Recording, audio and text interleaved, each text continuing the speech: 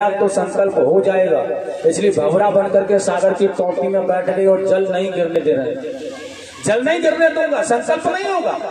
भगवान ने जल गिराया ही नहीं। सबसे पहले भगवान ने एक कुशा पड़ी हुई थी, वहां कुशा को उठा करके सागर की टोटी में एकदम से कर दिया। और जैसे सागर की टोटी में कुशा को दिया और शुक्राचार्य जी के ठीक आंख पर जाकर के कुशा लगी और भगवान ने धीरे से दबाया। शुक्राचार्य जी का एक बाजार बंद, बेचारे निकल के भागने लगे।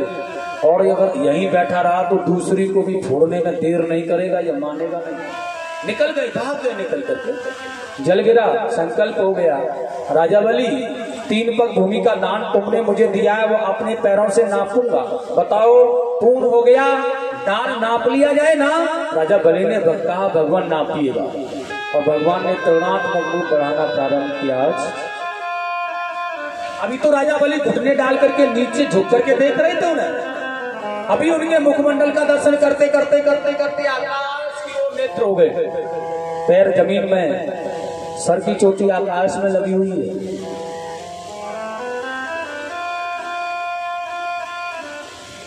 भगवान ने एक पैर को धीरे से उठाया। सुतल लोक, महलों, वितल लोक आदि तल वितल लोकों को नाप दिया।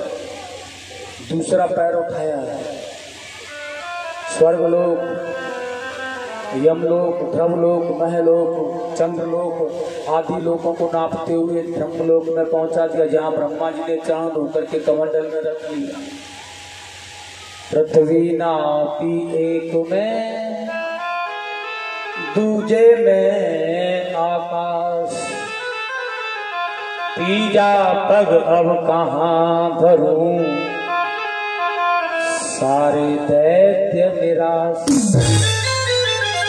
तीसरा प्रकार, राजा बलि तुम तो कह रहे थे कि मांगने वाली बुद्धि बहुत छोटी है और बड़े छोटे से हो, क्या करो तुम्हारा। राजा बलि ने कहा यह बता दो, बस हमें कि दान दाता बड़ा होता है या दान बड़ा होता है। भगवान ने कहा दान दाता बड़ा होता है जिस दान को करने की क्षमता उसके अंदर होती है। ठीक है, तो अभी आपने हमारे दान को नापा है, दान दाता को नहीं नापा। इसलिए प्रभु जी ये तीसरा पग मेरे सर पर रख दो, मुझे भी अपना बना लो, मैं कहां जाऊंगा। और संकल्प को पूरा कर दो। राजा बलि ने संकल्प पूरा किया। भगवान ने बंधन में बांध कर राजा बलि को डाल दिया। आकाश मार्ग से प्रहलाद जी ने आकर रुद्राक्ष की माला राजा बलि के गले में पहनाई, स्वयं बंधन खुल गए। भगवान ने प्रसन्न होकर के राजा बलि से कहा भैया अब तुम यह यज्ञ को छोड़ दो, भगवान का भजन करते करते अपने परिवार को ले जाकर के सुतल लोक में रहो और ठाकुर जी की भक्ति करो। और लेकिन विंध्यावली उनकी पत्नी थी राजा बलि की। उन्होंने देखा भगवान की भक्ति ही करनी है तो ऐसे करो ना जैसे करनी चाहिए। ठाकुर जी का दर्पण का दर्शन होता रहे। भगवान आपने सुतल्लोक दिया हमें रहने के लिए, अगर प्रसन्न हो तो एक वरदान ले। भगवान ने कहा हाँ मांगो, तुमसे मैं प्रसन्न हूं। विंध्यावली ने कहा भगवान जिस सुतल लोगों को आप रहने के लिए दे रहे हैं ना, उस महल में से जब हम निकल के जाए ना तो पहले आपका दर्शन करें और उसके बाद निकल के जाएं कहीं बाहर। और जब लौट करके अपने घर में आए ना तो पहले आपका दर्शन करें, उसके बाद घर में जाए। भगवान ने कहा तथास्तु।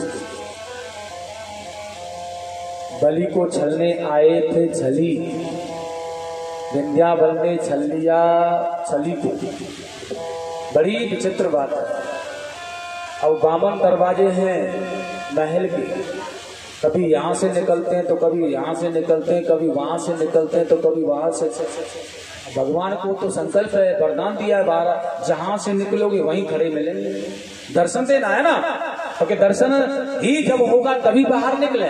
इसलिए कभी यहाँ कभी वहां, कभी यहाँ कभी वहां, बेचारे भागते रहते हैं, पहरेदारी कर रहे हैं।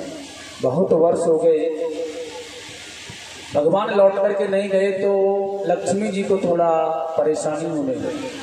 और लक्ष्मी जी ने अपने पतिदेव को ढूंढने का प्रयास किया। नारद जी अचानक से मिल गए। नारद जी ने कहा भैया क्या बात है, परेशान हो? माता श्री ने कहा नारद जी तुम्हारे प्रभु नहीं मिल रहे हैं, देखा है क्या कहीं, कहाँ पर गए हैं? नारद जी ने कहा मुझे ऐसे तो पता नहीं है लेकिन देख लेता हूँ। नारद ने दिव्य ज्ञान दृष्टि से देखा, भगवान पहरेदारी की नौकरी कर रहे हैं। और नारद तो पहेलियां लगाने वाले हैं ना। व्यंग वचन में नारद जी ने लक्ष्मी जी से कहा एक बात बताओ, यह भगवान को नौकरी क्यों करनी पड़ रही है? भैया तुम खर्चा ज्यादा करने लगी हो क्या? लक्ष्मी जी ने कहा दिमाग खराब हो गया है क्या तुम्हारा, क्या बक रहे हो? नारद जी ने कहा भैया बिल्कुल सच कह रहा हूँ, मुझे लगता है कि बहुत ज्यादा शॉपिंग करती हूँ, खर्चा ज्यादा करती हूँ, इसलिए भगवान ने नौकरी ढूंढ ली है। नौकरी कर रहे हैं वो, पहरेदारी की नौकरी। और भैया एक बात और बता दूं तुम्हें, नौकरी पहरेदारी की है लेकिन ओवर टाइम भी करते हैं, बहुत मेहनत करना है बेचारे। अब तो बड़ी समस्या। लेकिन नारद जी आप मुझे यह बता दो कि बस ये नौकरी कर कहाँ रहे हैं? लक्ष्मी जी ने को बता दिया है, चले जाओ तुम राजा बलि के दरबार में। और देखिए कि सागर से उत्पन्न हुई थी ना माता लक्ष्मी, और सागर के सुतल लोक में रहते हैं महाराज बलि, इसलिए उस रिश्ते से बहन है। हाँ, राखी लेकर के गई, रक्षाबंधन का समय हाथ में राखी बांधी। अब भाई के हाथ में बहन ने राखी बांधी है, और भाई का भी तो कर्तव्य है कि बहन को कुछ प्रदान करे। इसलिए राजा बलि ने प्रसन्न होकर के कहा है तेरी भक्ति से प्रसन्न हूँ, मांग तू क्या मांगना चाहती है, जो भी मांगेगी ना आज वही दे पाएगी। लक्ष्मी जी ने कहा भैया तेरी कृपा से सब ठीक ठाक है, फिर भी कुछ मांगने का मन हो तो। विंध्यावली लक्ष्मी जी ने देखा वो पहरेदार, बड़ी बुरी दशा हो रही है, भैया प्रसन्न होकर दोगे ना? हाँ बता क्या चाहिए? लक्ष्मी जी ने कहा यह पहरेदार को दे दो। राजा बलि ने कहा इस पहरेदार का क्या करेगी? और 10-20 बड़े बड़े पहरेदार ले जा, 1000-2000 ले जा, जितने चाहिए उतने ले जा। लक्ष्मी जी ने कहा नहीं 1000-2000 की जरूरत नहीं है, यह अकेला ही 1000-2000 का काम कर लेता है, तो फिर 1000-2000 को क्यों ले जाऊं? मैं तो इसी को ले जाऊंगी ना, यह अकेला ही इतना काम कर लेता है, फिर 1000-2000 के लिए भोजन क्यों बनाए? अकेले कोई खिला दो ना, यही अकेला कर लेगा।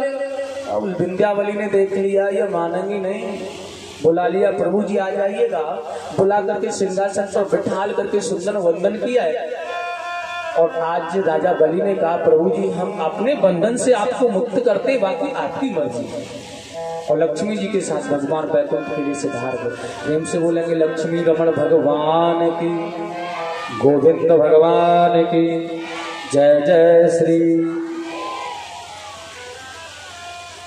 यह दानदाताओं का नाम है। एक कट्टा प्रसाद उमेश सनपौप मुन्ना लाल जी भगवान की कथा में ये प्रसाद वितरण कर रहे हैं, बहुत धन्यवाद के लिए। बोलेंगे आनंद कंद भगवान की जय हो। भगवान किसके घर आते हैं बताइए?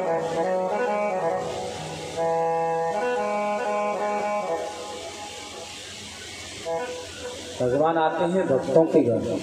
भक्त कौन है? हाँ महाराज जी बहुत पूजा करते हैं भगवान, लेकिन ठाकुर जी की कृपा ही नहीं करते। भक्त किसे कहा जाता है पता है?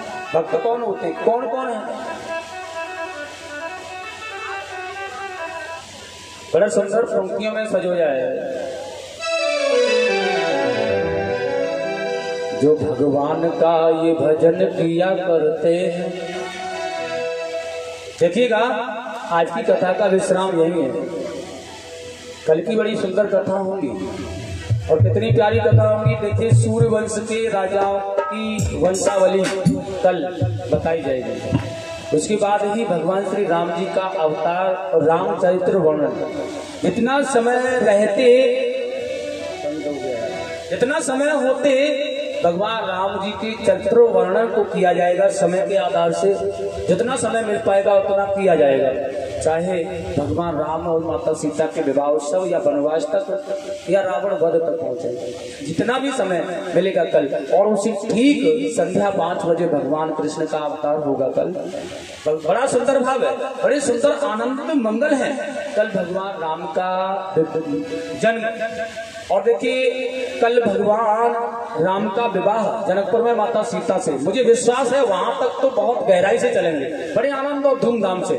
और उसके बाद मथुरा में महाराज कंस के यहाँ भगवान कृष्ण का अवतार और गोकुल में नंदोत्सव यह मनाया जाएगा। कल की कथा में संध्या को भगवान कृष्ण का अवतार होगा, इसलिए बहुत अच्छी तरह से सज धज करके सुंदर वस्त्र पहन करके आने होंगे कल हमें, बड़े अच्छी तरह से, क्योंकि उत्सव में जाना है। कल भगवान के बड़े अवतार है ना, इसलिए आज भी भगवान के कई अवतार हुए।